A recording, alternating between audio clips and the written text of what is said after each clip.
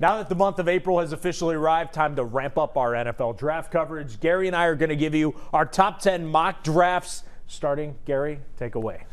You know, we have 4 more of these before we get to the real draft on April 29th up in Cleveland, but I'm going for the home run swing right off the bat.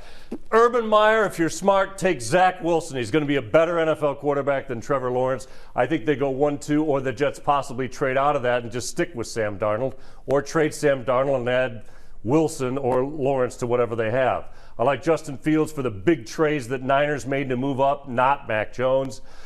I like Ja'Marr Chase. That might be a little bit of a reach in itself, and right now, especially with Zach Taylor's visit to watch the Oregon Pro Day of Penei Sewell, please take the offensive lineman, the best one in the draft. Gary, I think you're the inner monologue of Joe Burrow there. Just take an offensive lineman. You have a trade here. I think trades will be very interesting within these top 10 because of what could happen 1, 2, 3, and 4 especially. As for my picks, we're going to agree on what the Bengals should do. Penei Sewell, look, you can never have too many good offensive linemen. Right. You can find a wide receiver almost anywhere. I know these guys are elite, but it won't matter if Joe Burrow is getting sacked 100 times next season. I think Trevor Lawrence goes number 1.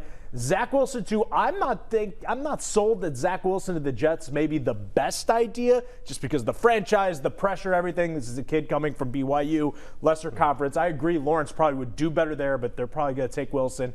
Justin Fields. Mac Jones is good. He won a national championship.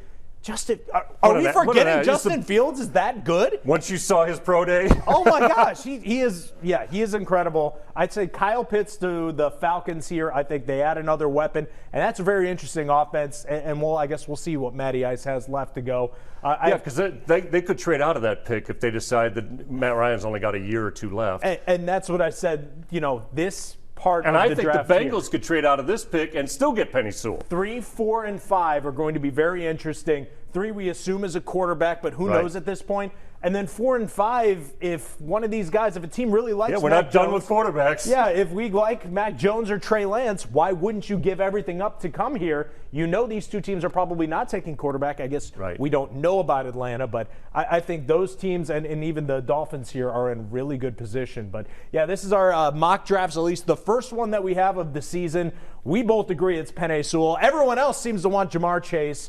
But we got 4 more of these, Gary. Well, we got Burrow and Chase hooking up and doing a little nostalgia tour from that unbeaten LSU Tiger team that set all kinds of offensive records. We agree on this, too. I don't think Pat Surtain makes it out of the top 10. Cornerbacks are hard to find. Big physical corners are even harder to find. It's going to be very interesting. And, hey, we're just starting this draft coverage. It's going to be a wild month of April for the NFL Draft.